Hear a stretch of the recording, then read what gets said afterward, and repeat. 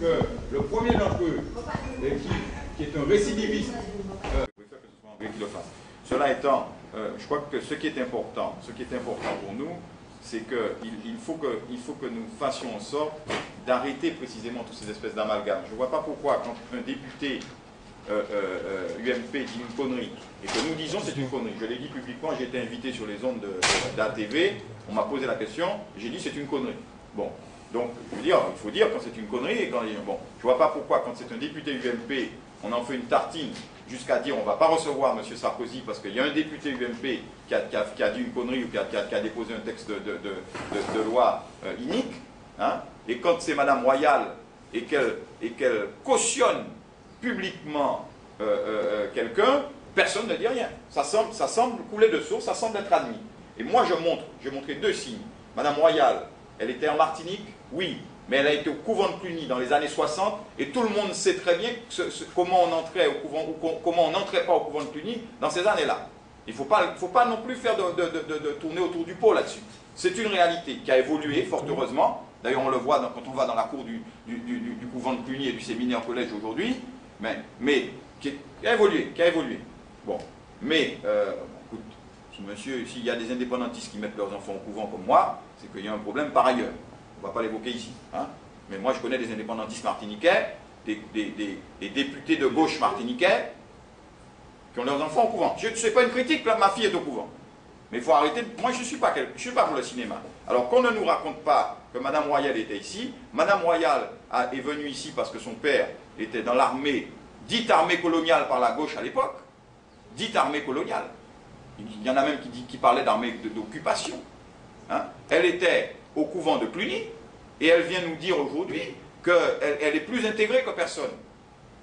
Alors, qu'on arrête, non mais il faut arrêter ces hypocrisies-là. Quand c'est la droite, il y a un procès d'intention systématiquement à l'égard de la droite. Quand c'est la droite, nous sommes des racistes, nous sommes des fascistes, nous sommes presque des tortionnaires quelquefois. Hein, et quand c'est la gauche, a priori, ils peuvent tout se permettre. Imaginez un instant que ce soit Nicolas Sarkozy qui est M. Frêche comme président d'un de ses comités de soutien. Imaginez ça un instant.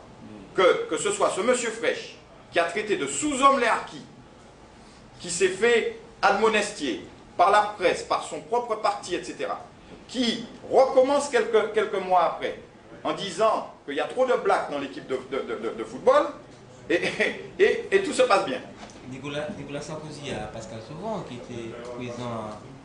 Ce même Pascal Sevran n'a pas été désavoué non plus par le Parti Socialiste. Monsieur Lang, monsieur Delanoë, peut-être dans le cadre d'autres solidarités. Bon, alors, ce qu'a dit André, c'est vrai. Systématiquement, on fait des procès d'intention. Dès que c'est un homme de droite qui a un petit problème, immédiatement, tous les hommes de droite sont responsables. D'accord, je suis d'accord. En contre, je voulais savoir, est-ce que c'est une stratégie établie?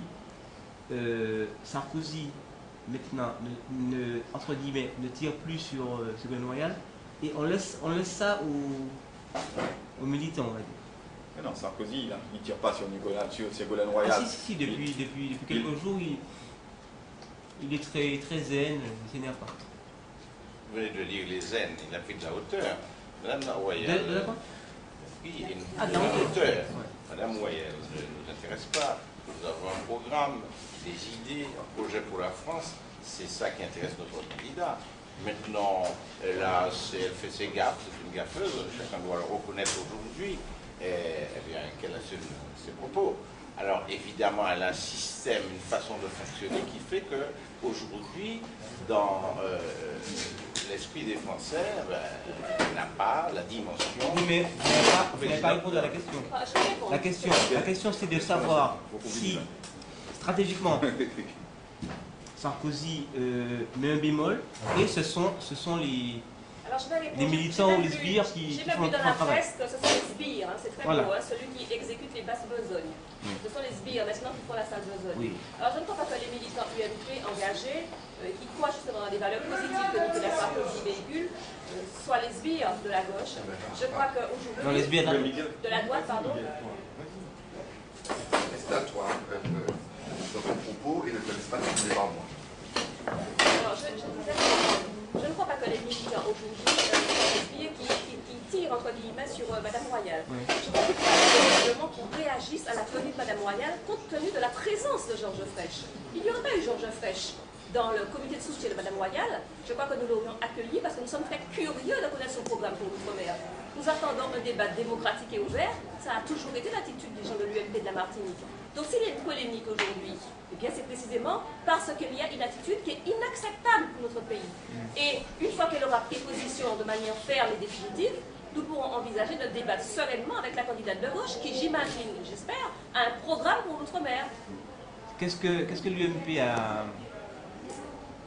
a dit quand Pascal Sevran a parlé de l'Afrique? Qu'est-ce que vous avez dit? Alors nous venons de arriver en retard, mais nous avons condamné fermement tous les propos racistes et dénouvants d'où qu'ils viennent.